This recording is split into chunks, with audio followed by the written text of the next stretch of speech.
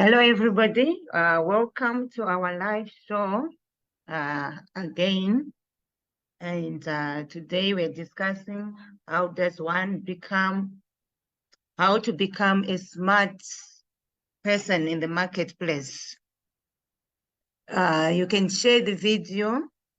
And if you have any questions, you can type them in the comment section. And if you have any comments that are relevant to what we're discussing, you can also just type them in the comments section. Today with us, joining us is Themba. Themba is a renowned conference speaker and businesswoman and businessman, sorry. You can check more about Themba on his website, www.duplexinstitute.com. We normally start by sharing the finance news. Themba, do you have something to share with us? Tafazo, it's an incredible privilege to have this show with you again. I think there are three pieces of news that I would want to just bring to the attention of our viewers and our listeners. And these are South African related business news. To some extent, they apply as well to some of the trends and the patterns that we're seeing, globally. So the first piece of news is that in this week, the monetary policy of the Reserve Bank in South Africa kept rates steady. They did not increase interest rates, which has been good news to some, because there was some expectation in some quarters that the Reserve Bank would increase interest rates in response to increasing inflation. Before I make a commentary on the rate decision by the Reserve Bank, I would want to remind our listeners and our viewers on an advisory that we gave at the beginning of the year. At the beginning of this year, we advised all our viewers and our listeners to get out of debt. We advised all our viewers and our listeners that though inflation would decrease at some point, it would stubbornly remain high. We actually foresaw a situation where inflation would moderate and then would increase. And we've been proven to be correct. And the reason why I'm reminding our viewers and our listeners of that advisory is that going forward, even into 2024, we believe that interest rates will be higher for a longer time. We used to be talking in the financial world of interest rates being low for long, but I think the talk that we are hearing from the mouths of most economists is that interest rates will be higher for a longer time, which is why we advise everyone to pay off their debt if they've got excess cash flow. And we are being everything that is happening is proving that our view at the beginning of the year was in fact correct. Prior to the interest rate decision by the South African Reserve Bank, we actually saw inflation increasing, I think marginally, to 5.9% in October from 5.4%. So that confirms our view again that inflation would be, stubbornly high for the rest of the year. Though we expected it to decrease. So that's our view, that inflation, particularly driven by food inflation, is going to be high, and that will persuade the monetary policy authorities to keep rates high. So please heed our advice, get out of debt, because these interest rates will be higher for a longer time.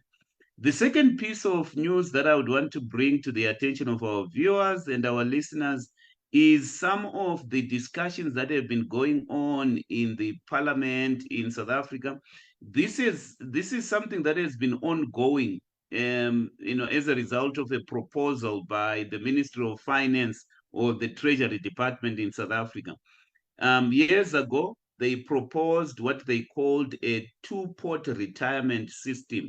In that two-pot retirement system, the laws would be changed, to allow anybody who is retiring to immediately access 1/3 of their retirement funds immediately.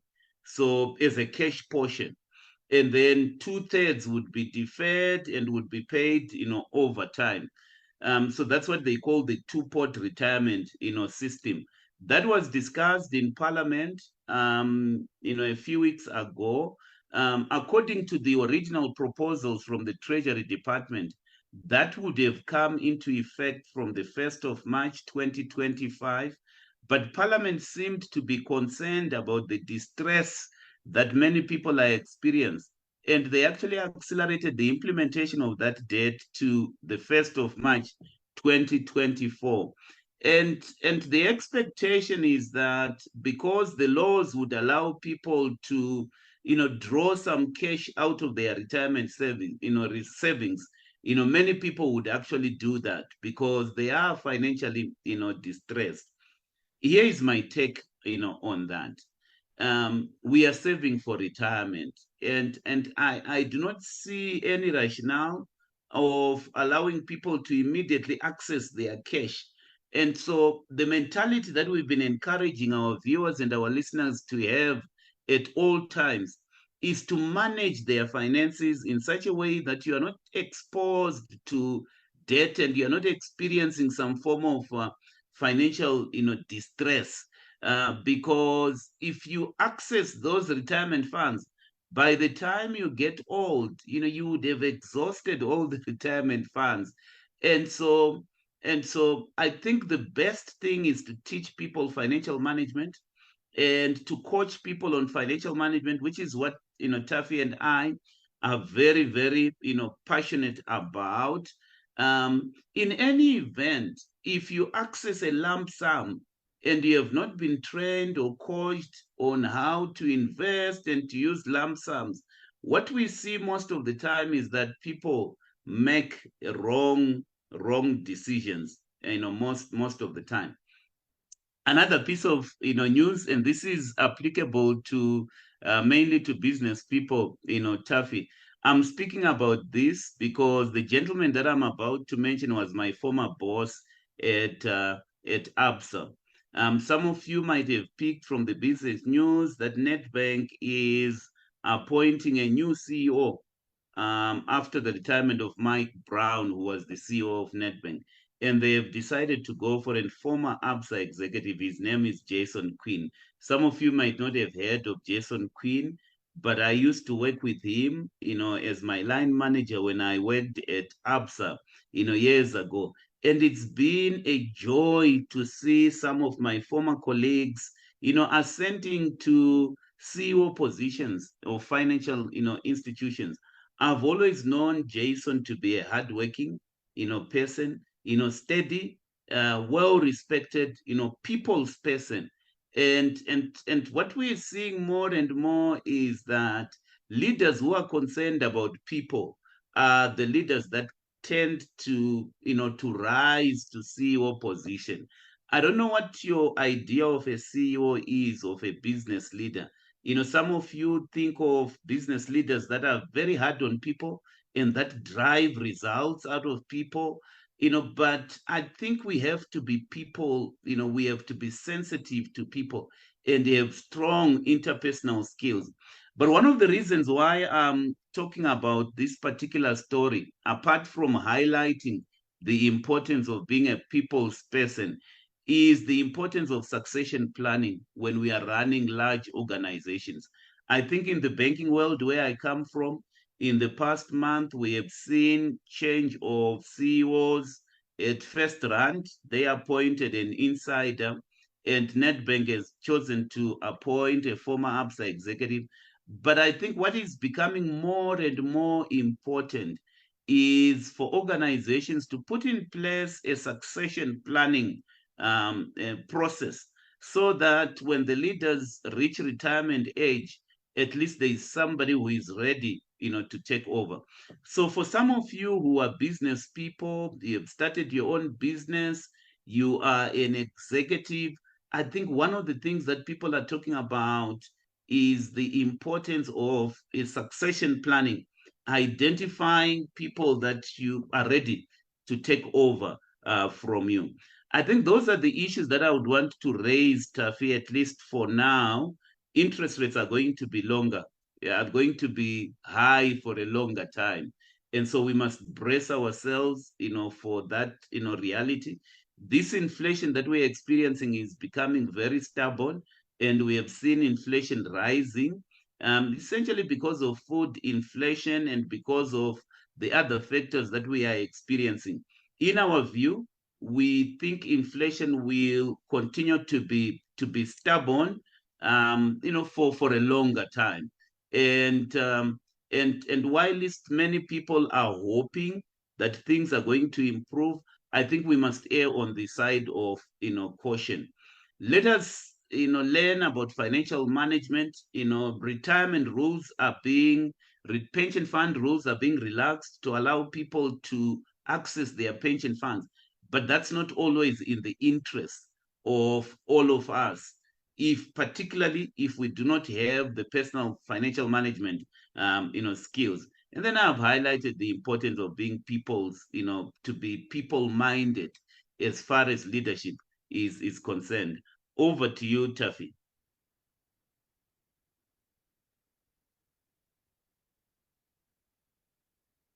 Thank you very much, Themba. Themba is a financial coach, and he gives us our news.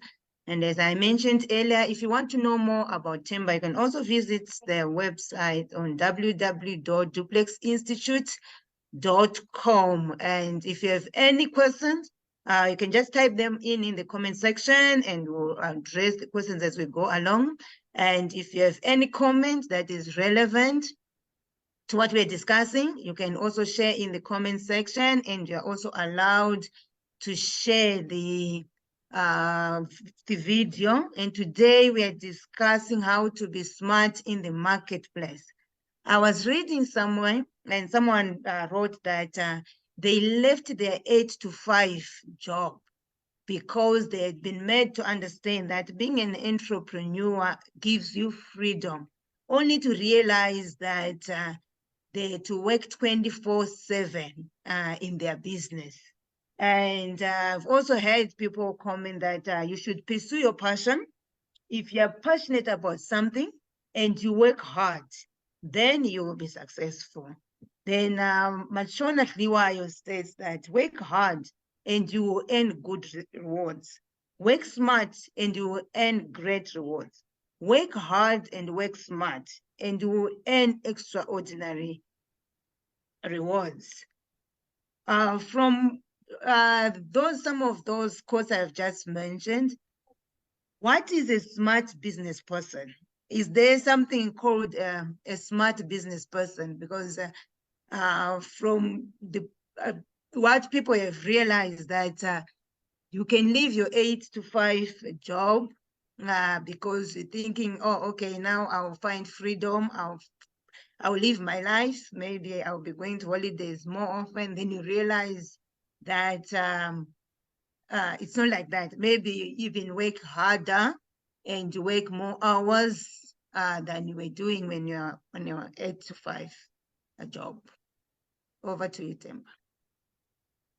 First, I think there is something called a smart, business person. Whilst it may be difficult to really define what a smart business person is, I think being a smart business person involves a combination of skills and qualities or traits. From my own experience, I would want to single out 5 traits or 5 skills which in my view constitute, what I would call a smart business person. The first characteristic is strategic thinking. What I find most of the times is that those people that we call smart business people are actually strategists. So strategic thinking has to, be part of the quality or the skills that a smart business person should have. And when I talk about strategic thinking, I think it's about recognizing the trends in business. Because what I have seen, Tafadzo, most of the time is it's very difficult to swim against trains or to swim against a current. Some of the smart business people that I have encountered in my life are people who were able to recognize a trend before other people recognized those trends, and they capitalized on those trends. And so, what I would want our viewers and our listeners to be thinking about as we go through this discussion is, what are some of the trends that are happening today that you think you need to be capitalizing, on? Smart business people, as part of strategic thinking, they are always reflecting on the mistakes that they have made in their lives and are aiming to correct them. They are aiming to capitalize on their strengths and making sure that they do everything in accordance with their strengths. They are scanning the environment, particularly the external environment, and looking at those trends that are developing from the external environment. The second quality has to do with effective decision making. I think smart business people are people that are able to make good decisions. And when they make good decisions, sometimes it's because of their own intuition. They tap into their intuition. They look at some of the facts that they are being presented before them, and they are able to make great decisions. There is something that while it's making decisions is a topic on its own, and maybe we can have a show on that, on how to make great decisions. But one thing that I would want to highlight, which I learned in accounts years ago, is this concept of a sunk cost. A sunk cost is a cost that you have incurred in the past. And one of the things that one of my lecturers taught me years ago in school is that sunk costs are not relevant in decision making. And the reason why I'm raising this is because I've seen many business people make poor decisions because they are always thinking about a cost, a huge cost that they have incurred in the past, and they can't seem to move on from that huge cost. But smart business people sometimes make mistakes and they are able to move on because they realize that yesterday is gone. And so people that are smart, they are not people who hold on to the past. When we talk about smart business people, they are not necessarily people who have had, great past, outstanding past. Some of them have made huge mistakes in the past. For example, Tafazo, one of the smart business people that I will give you as an example in this decision is again a man that I encountered while I was at university. He has now become a billionaire, from the country of Zimbabwe. His name is Strive Masiwa. Before he started Econet, he made a number of, mistakes in his past, to such an extent that he went bankrupt. The first company that he started, called Retrofit, actually went bankrupt, and he had properties repossessed. But in spite of that past, which could have, held him back, he was able to, realize that the past is gone. It's a sunk cost. And, realize that there is a trend that was developing, and that trend had to do with cell phones. And he had to make the right decisions, without having the burden of what has happened, in the past. So sunk cost is an important aspect of decision making. Another aspect is basically being able to calculate the odds. Entrepreneurship is about risk taking. And what I find in decision making is that sometimes people cannot correctly calculate the odds. Sometimes they make long shots. They are interested in this thing that will give them a high outcome, but it's risky. It's a long shot. Instead of just looking at quick wins, things that are within their reach, and make decisions, based on that. So effective decision making has to be part and parcel of being a smart, business person. Another, characteristic is adaptability. What I find about, smart business people is that they are adaptable. Obviously, the environment is changing. There are trends that are emerging, and sometimes industries are being disrupted, as well. But smart business people are adaptable. They adapt to the environment. They capitalize on trends.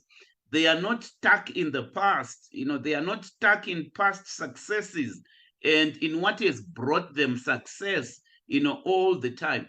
When I look at a company like Apple, Apple is that company that manufactures iPads, iPhones. I think it's a company that has been successful, in the past.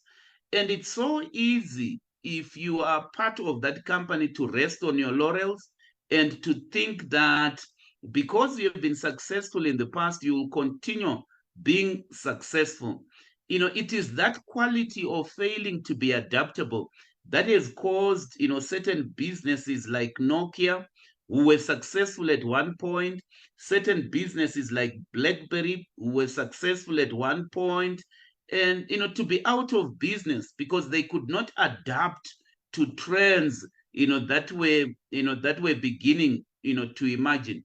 As part of being adaptable, smart business people always invest for the future.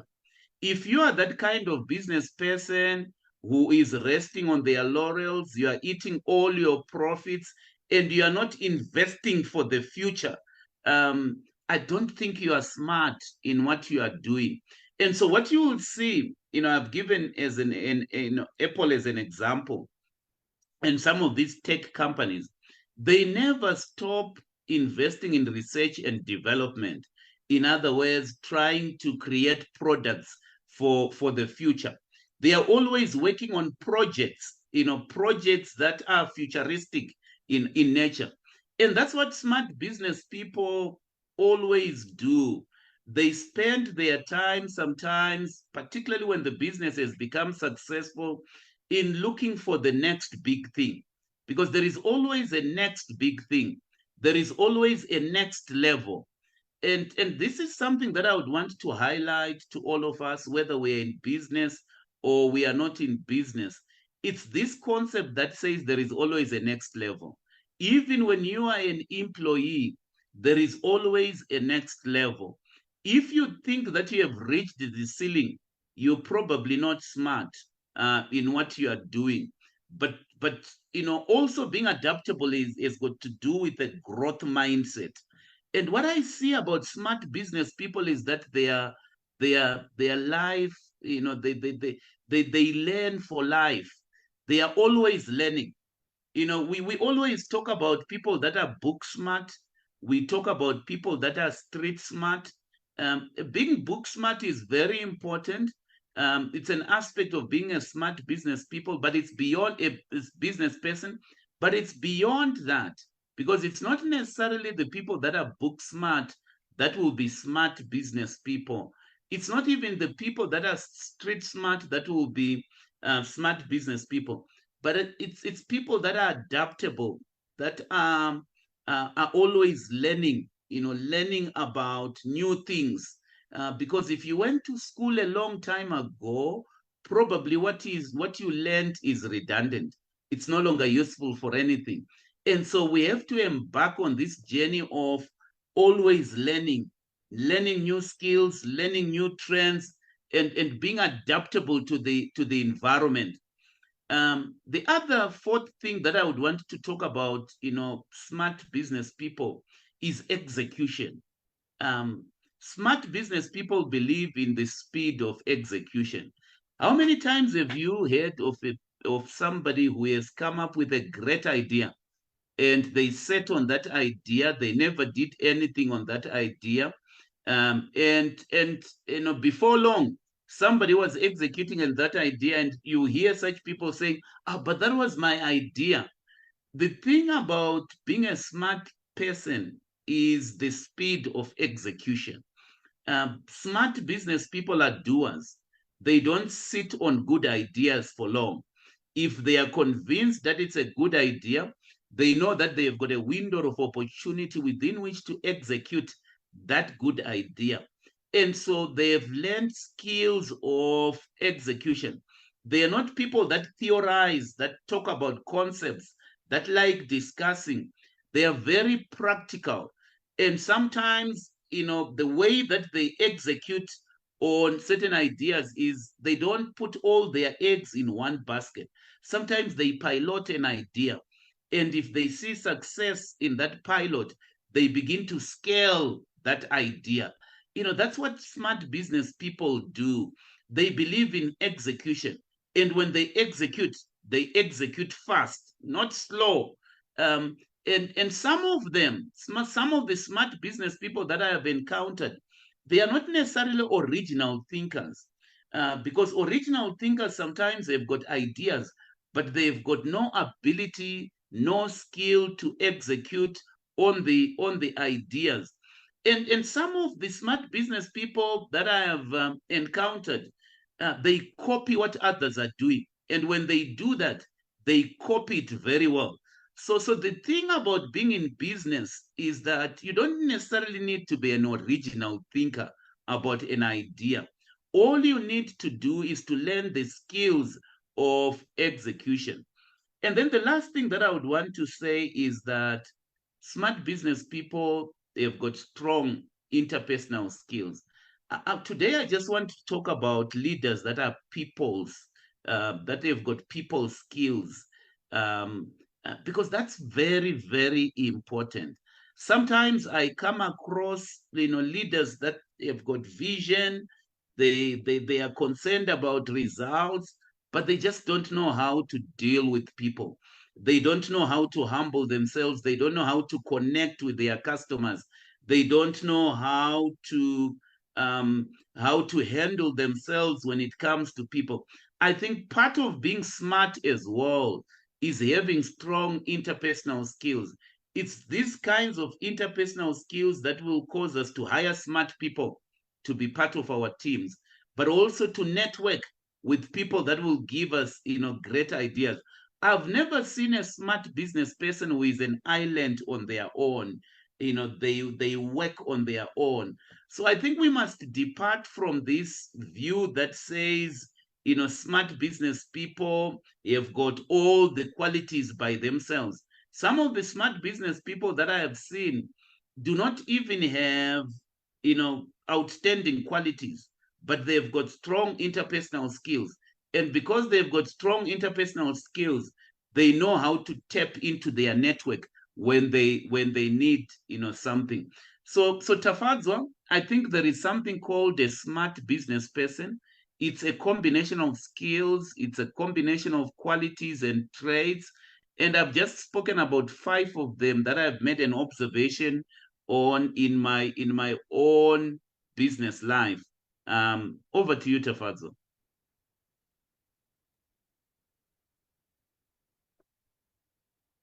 Thank you, Themba, for explaining very well what we mean by a smart business person. If you are book smart and you're not an interpersonal person, you may not qualify to be smart. So there are many traits, and some of them, from what I'm understanding, you can actually learn some of them. And so would you have examples of smart business people? You're asking me all the questions, Tafadzwa. Let me ask you a question, and let me put you on the spot here. Give me an example of a smart business person that you have encountered in your own life, and why you call them a smart business person. Just any example, whether we know that person or we don't know that person. Who is your example of a smart business person? It could be a global icon, it could be a local icon, but I'm much more interested in knowing why you're calling them a smart business person. I think from the list that you've shared, let me not go far away from home. I think I've worked with you in business. And I think you qualify to be a smart business person. From learning, I know you're one person who is continuously improving, self-improving themselves. And you've proved to be street smart and also book smart. And as in interpersonal, you've been working hard to grow your network. And of course, with networking, it's like, it's not a one-day project. You keep on working on it. And with networking, sometimes some go, some come, but you keep on meeting new people and growing your network. So yeah, offhand, I think I can credit you on being a smart business person. I wasn't expecting that, Tafazo. I thought you would talk about somebody who is a global icon, but I appreciate the comment. All the same. You asked me the question: who are some of my examples of smart business people? I've given you one example already. A man that I observed as I grew in business, and his name is. Strive Masiwa. He's a telecommunications billionaire out of Zimbabwe. He's now based in the United Kingdom. I think, to me, there are two things that I want to point out about him. I can have an entire show about Strive, but I think part of the reason why I'm calling him a smart business people is his ability to recognize the potential in a cell phone. I think to that extent he capitalized on a trend whose time had come, but not only that, it was also his ability to quickly scale up his business in building a team of smart people. One of the things that you will hear me say, Tafazo, is that, by the way, you don't necessarily have to be smart yourself, to be a great and outstanding business person. The first thing that you need to do is to surround yourself with smart people. And let me just mention this. If you don't hear me, in all the things that I'm saying, never forget this. Smart business people surround themselves with smart people. That's how you become smart. If you are surrounding yourself with dumb people, you're not going to be smart. So even when it comes to hiring people in your business, Tafazo, here is my rule: hire people that are smarter than you. If you are, and I think I have heard somebody say this, I don't know who said it, but I think it's a useful quote. And the quote goes something like this: if you are the smartest person in the boardroom where you are and where decisions are being made, then you are in the wrong boardroom. Because part of the things that, one of the things that smart people have realized is that they need to surround themselves with smart people. They are not threatened by smart people. I have seen people who are outstanding, they've got a particular talent, but when it comes to hiring teams and building teams, they hire people who are less talented than them, less, who are less smart than them, and that's a huge mistake. And one of the things that I have seen about Strive is how he has built, a team of smart people over time. And these people have stayed with him. He's not somebody who is threatened by competition. Smart business people are not competitive. I've worked for bosses who are competitive. I've worked with people that are competitive. They are threatened by your talent. They are threatened by what you carry. And I don't think from that point of view they were smart. Beyond, and one of the things that Strive has done very well, is he foresaw that possibly Zimbabwe would implode, and so he relocated to South Africa, and he foresaw that he was going to be a global player, and so now he has relocated to the United Kingdom, and he has become sort of a global icon who has received awards. And I just, when he relocated out of Zimbabwe and his businesses were doing very well, I actually thought it was a bad decision. But the thing about smart people is that they are visionaries. They are not so consumed about the success that they are experiencing at that point. They are always looking ahead, and some of them are craving for more success. They are craving for more projects.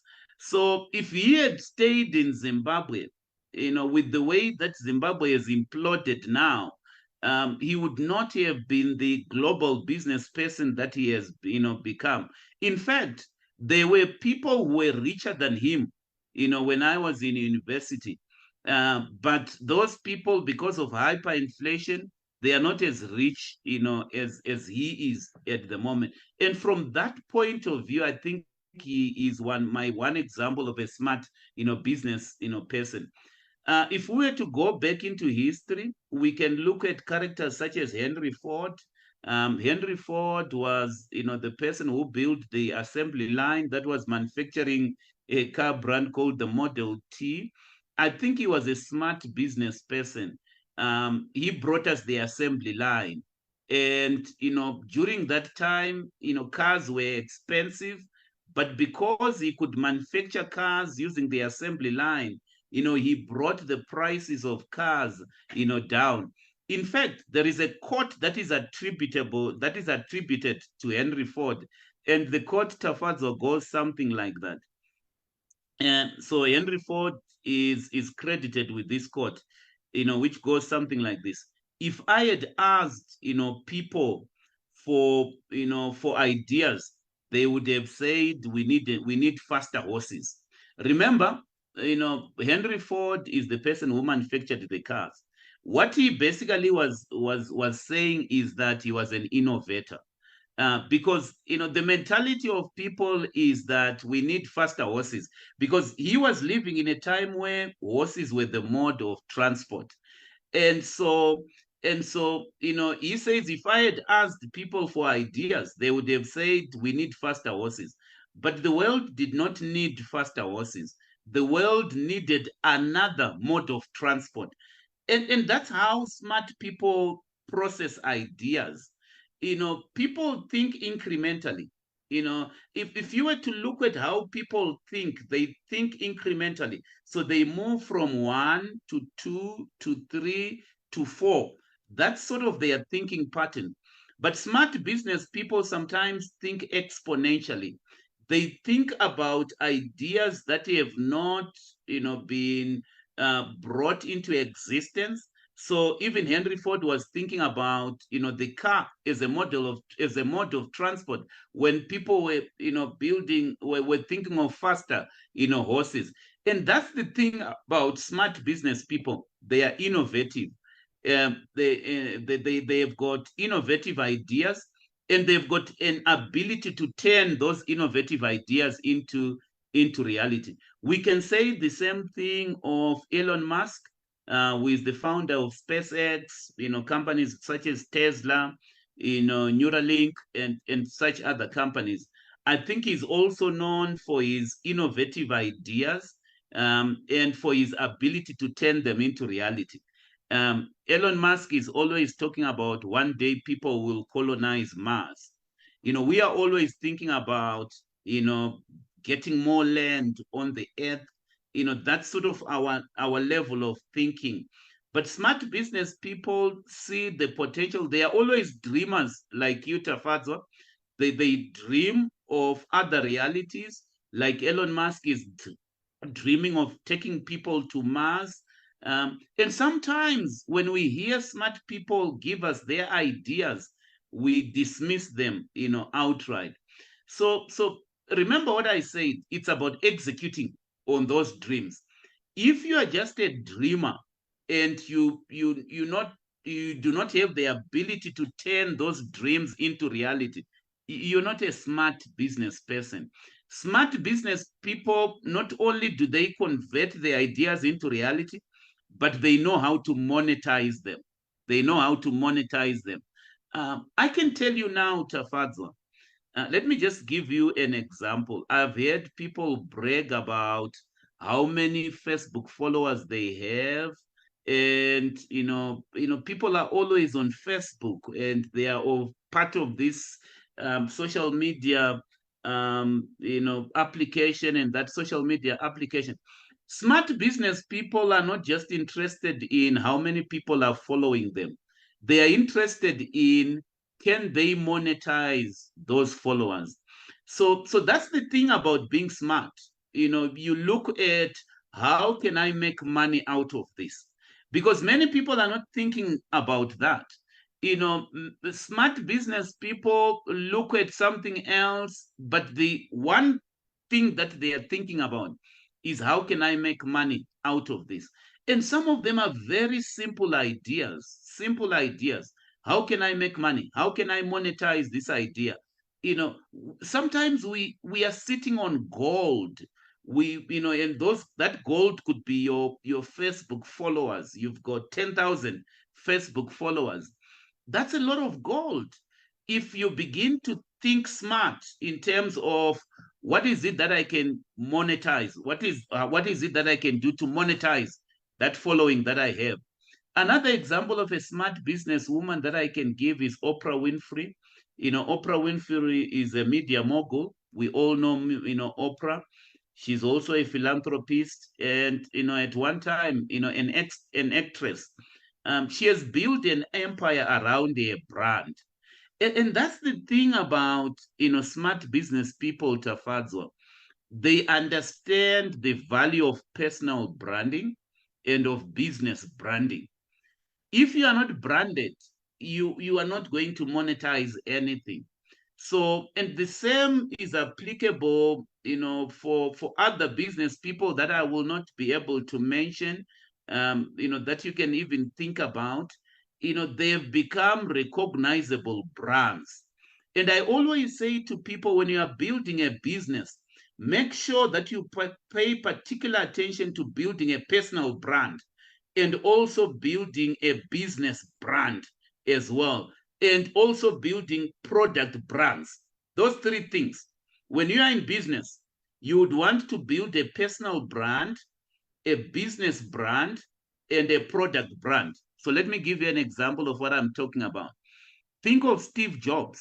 Steve Jobs is, he's dead now, but he became a personal brand.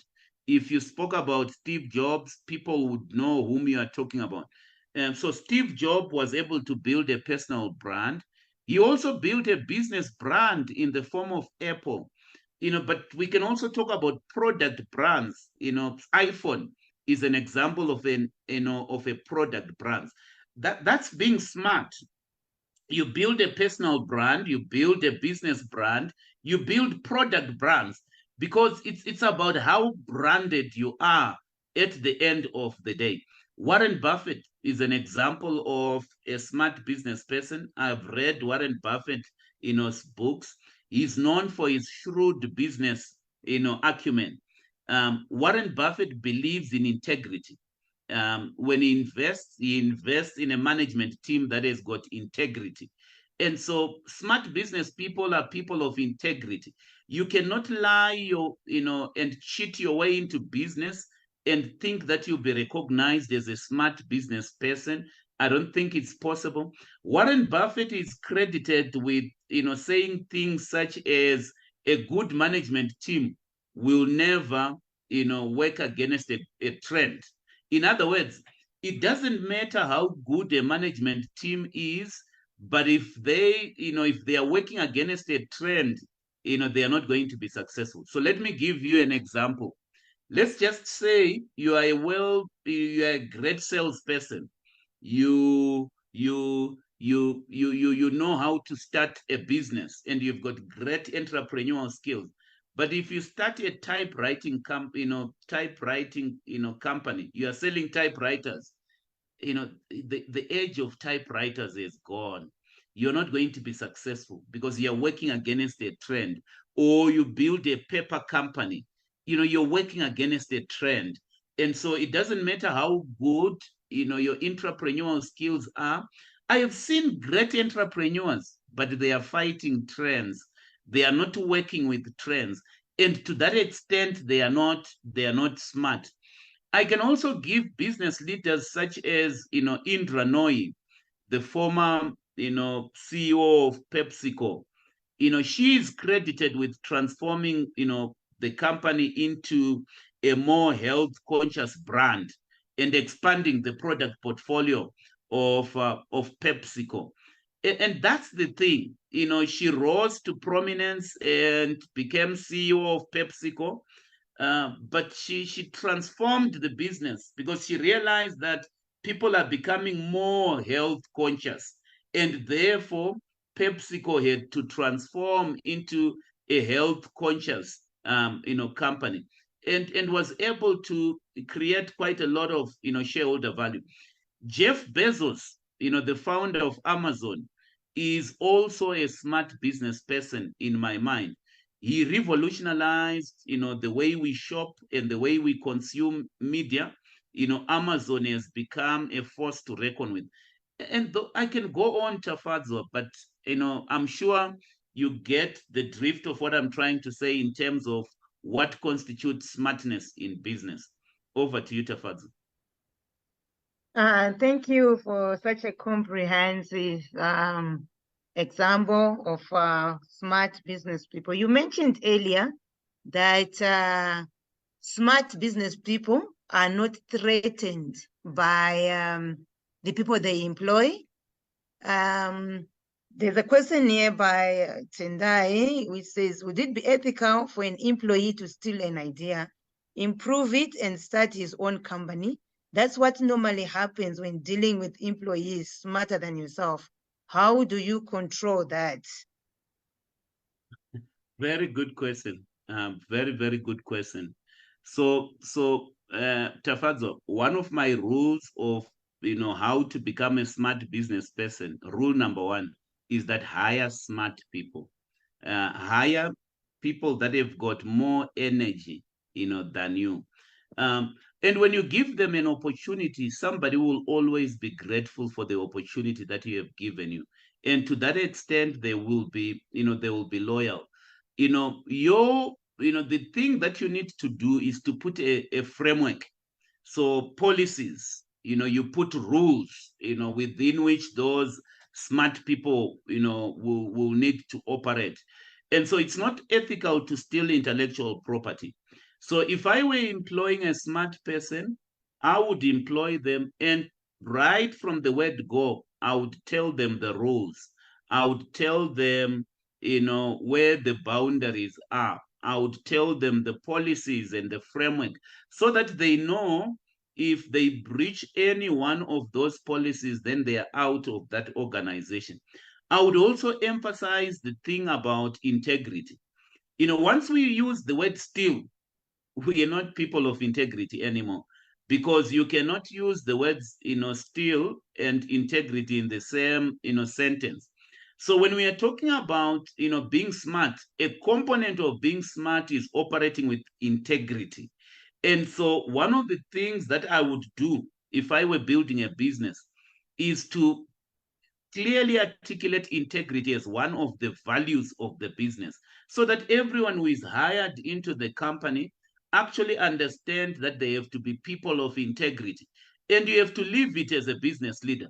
If you are a person of integrity, and this is one thing that I would want to say to all business people, if you treat your employees fairly, and if you keep your word, and if you model integrity in the business, your team will actually respect you for that. And they will also begin to operate with integrity. But if you are cheating your employees and you are not keeping your word, guess what? They will also steal from you. And that's been my experience. You don't need to micromanage people. You have to treat people with respect. I would not work for a boss who does not treat people with respect.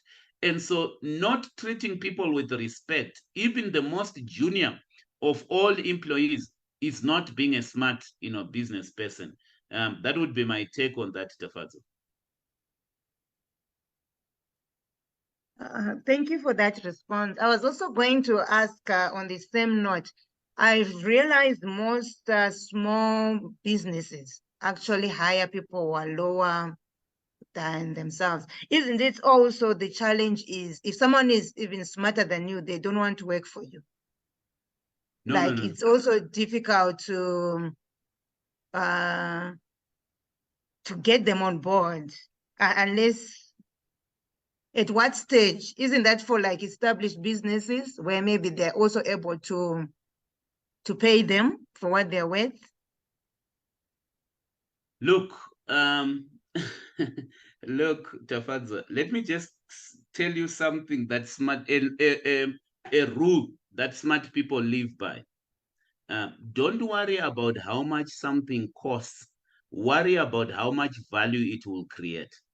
If I am speaking to you, Tafadzo, and if I'm presenting an idea to you, and you begin to say things like, how much will it cost? I begin to understand that you are not a smart business person. Because smart business people don't worry about how much something costs. They worry about how much value will I get out of it. So let me give you a simple example. If I employ somebody for 100 rands, and they create 150 rands worth of value, they are creating value. But if I pay somebody 1,000 rands and they create 10,000 worth of value, the one that I'm paying 10,000 is actually a good hire because they've been able to multiply that investment. So here is the thing, and hear me very well, business people. It's not about how much it costs. It's about the return on investment of something. What is the return on investment? So smart business people have got an ROI mentality. They always think return on investment. They don't think about costs. They think of return on investment. So here is the thing, Tafadzo. Think of an employee as an asset, because employees are an asset of the business. I know you might have heard that statement elsewhere, but that statement is true much more than anything else. You might have heard of this court case. I've forgotten the name of the guy who was the first to propose to Vodacom the idea of please call me. He's actually suing Vodacom now because Vodacom did not keep their their side of the deal. The thing that I'm saying is, it doesn't matter how much somebody is demanding as a salary, it's how much value they are going to create. If somebody is going to give us innovative ideas like this, please call me guy, who was able to generate, because he has been able to show in court cases that his idea has generated billions of rands for Vodacom. The only thing he's not happy with is that he has not been credited for it. Why don't we come to arrangements where we credit people for the ideas that they are bringing to the organization, and we treat employees as assets, and not so the thing about it, Tafadza, and this is where I argue with business people: employees are not a cost.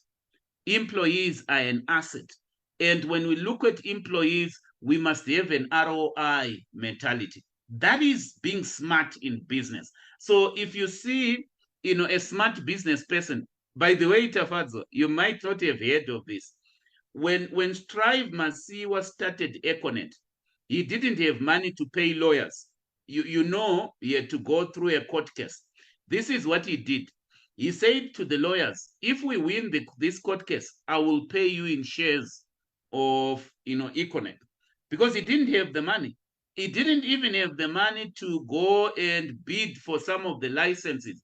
But he convinced people, because that's what smart people do.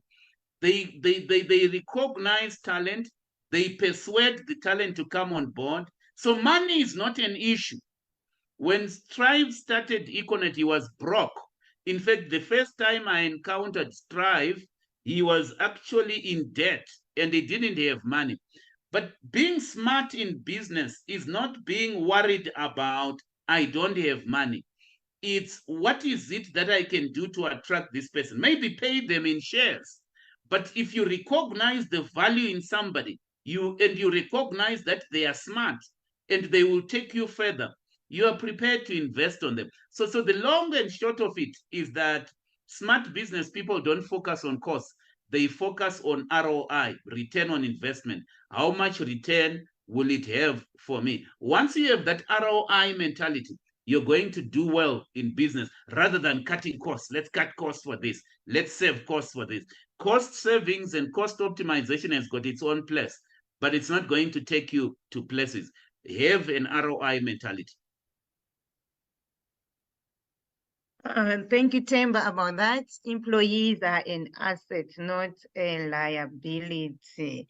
On all the traits that you've mentioned and from what we've discussed this afternoon, can one learn to be a smart business person? Can we say when after this live, one can be actually inspired where maybe they see where they've been, where they have not done well, and they commit to learn to be a smart business person? So that question, Tafadza, is like asking me, are leaders born or are they meant? So it's akin to asking me, are smart people born or are they meant? I actually believe that smart people are meant. Obviously there are people who are brilliant, they are born with a certain brilliance, but at the end of the day, you can learn to be smart. How do you learn to be smart? You learn to be smart by surrounding yourself with smart people. So I've given you one rule in business: hire people that are smarter than you. Even as a line manager, hire people that are smarter than you, who think better than you can think.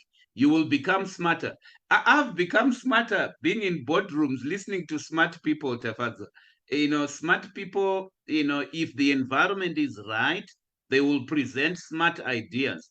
And so when you listen to smart people and when you surround yourself with smart people, similarly, if you are a business person or you are an employee, surround yourself with smart friends, because I can even tell whether you're a smart person or you're not a smart person by the friends that you hang around with.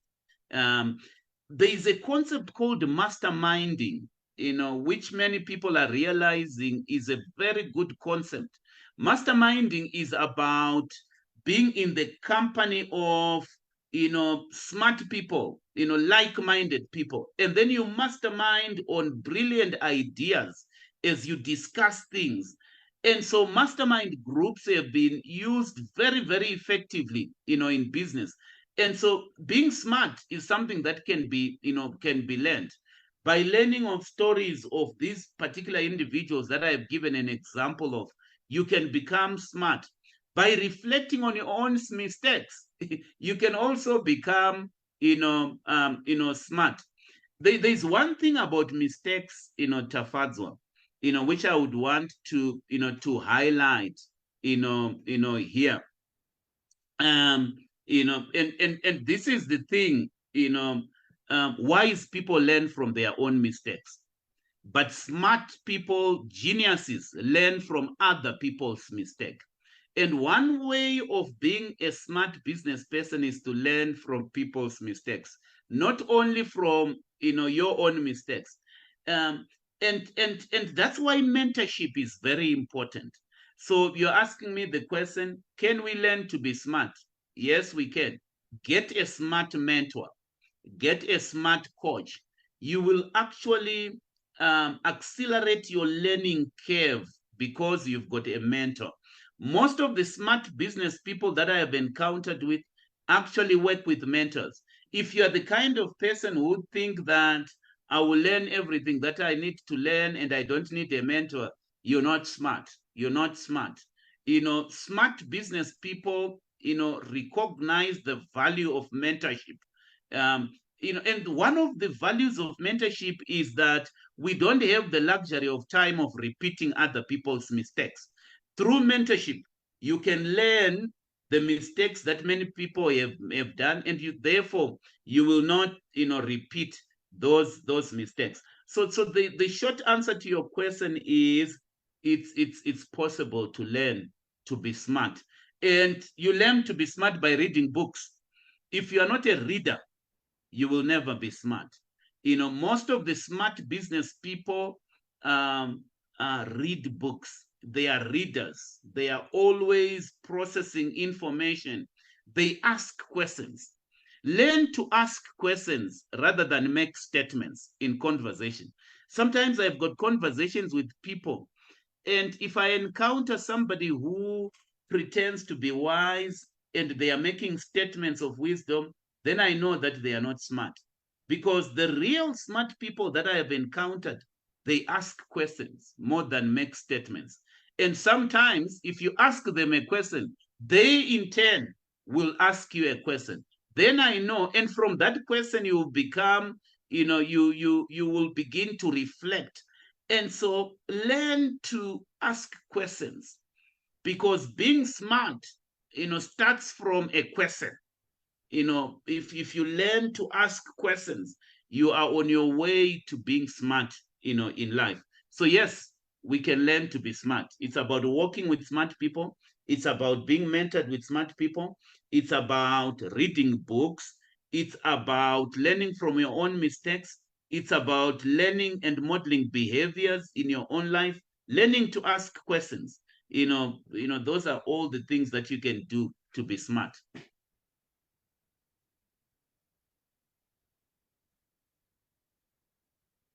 I totally agree with that. Asking questions make you smarter, and you get more information by asking questions than by presenting yourself as someone who has it all together. And especially if you are surrounding yourself with smarter people, the easiest way of showing your ignorance is when you make statements and they actually pick that you don't know as much as you profess to. So yes, ask. You learn faster and grow faster that way. How does one become smart in business? I think we've spoken about this, Tafazo. So let's just recap. How do you become smart? Hire smarter people than you. Surround yourself with smart people. And those smart business people become your mastermind. Get a smart mentor. You become smart. But also beyond that, recognize trends. Don't work against a trend. For example, Tafazo, we are in business at this moment. There are certain trends that are beginning to emerge. And people are not even mindful of these trends. Let me give you 3 trends that are emerging at the moment. Number one, people are talking about the green economy. Everything is becoming green. That's a trend. I think that trend is here to stay. If you're a smart business person, you will become interested in this green economy. We know that in the future, we will be driving electric cars. Electric cars are here to stay. So don't resist a trend. There is a green economy that is involved, that is emerging. Another trend that is emerging, I'm hearing people talking about artificial intelligence, AI, as they speak about, chat GPT. I see business people, we have gone to school. It doesn't matter what marks you are getting in your degree. There are certain trends that are beginning to emerge, and we have to learn how to monetize those trends, because that's very, very important. Robotics is another trend that is beginning to emerge. These are things that business people should actually be interested in. And it doesn't matter what business you are involved in. The question then becomes, how do I become part of the green economy? How do I leverage on artificial intelligence in my business? Don't work against a trend. Recognize a trend, be adaptable in that particular trend. That's part of being smart. It's about recognizing trends and learning to monetize those trends. But also, how do you become smart in business? Listen to your customers. Listen to your customers. That's very, very important. Smart business people always get feedback. Tafazo, you will never be smart if you're not getting feedback. For example, we are having this show now. It might be useful for us at some point to actually get feedback from our viewers and our listeners. That's what smart people do. they solicit feedback, and they use that feedback to grow. And so how do you become smart? Get feedback from people. How well am I doing? How did you find this? If you're in business, how are you finding my products? What is it that we can do to be of value to you? If you look at companies that have gone out of business, some of them did not listen to their customers. I particularly remember the BlackBerry CEO being interviewed. Remember, BlackBerry was this device that had these small buttons. They were known for small buttons, which worked at some point. So the CEO was interviewed in one of the interviews, and the interviewer said to the BlackBerry CEO then, "We see that Apple has come up with the touch screen. Are you also going to bring the touch screen?"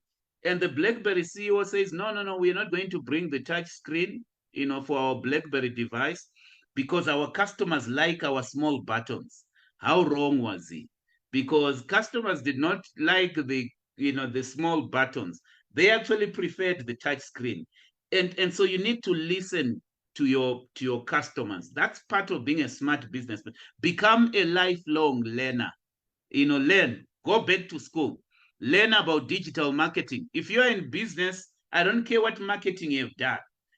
Part of being smart is to go back to school. You can enroll on a short course on digital marketing, because that's what people are learning these days.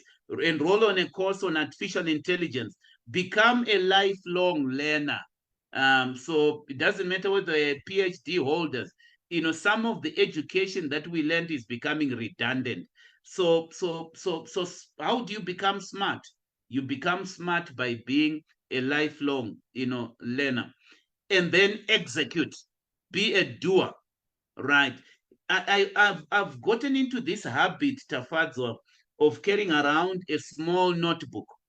And in that small notebook, I don't write a lot of notes. I just write things that I'm going to do. Because many people that write notes, they write notes about, I'm now becoming a doer. I will not write anything in my notebook that I'm not going to action. So say, for example, I'm listening to a sermon. The pastor will say so many nice things which are interesting, but I just take notes of the things that I'm going to do and the transformation that I'm going to. That's being smart, instead of just regurgitating what the sermon was all about. So smartness in business is about doing much more than, and you will actually see in life that doers do better than talkers. People that talk about ideas, it's the doers that make progress. And that's the message that I would want to leave as we conclude, Tafadzo. Thank you very much. I normally ask you to give closing remarks, but I think you have done it and you've done it well. Would you share with our viewers where they can find you if they need to get in touch? What I would want our viewers and our listeners to know is that we are introducing a coaching program for business people in the coming year in 2024. So be on the lookout for that.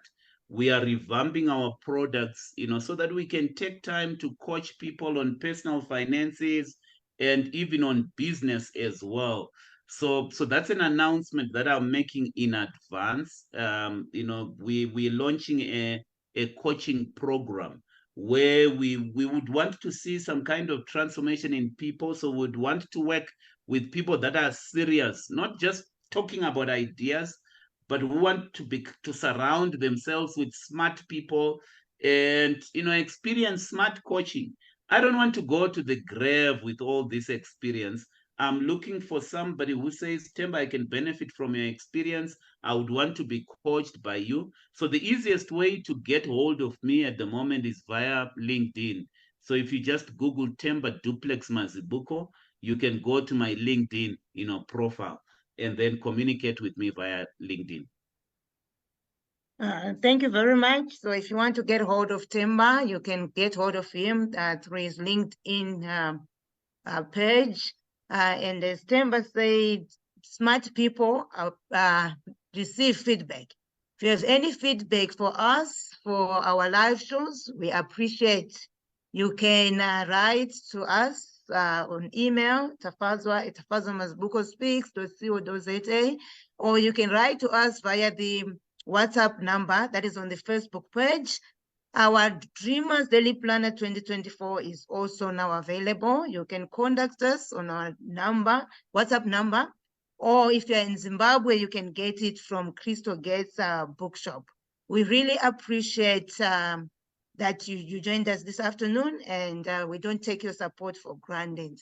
Enjoy the rest of the weekend, and we appreciate you. Cheers.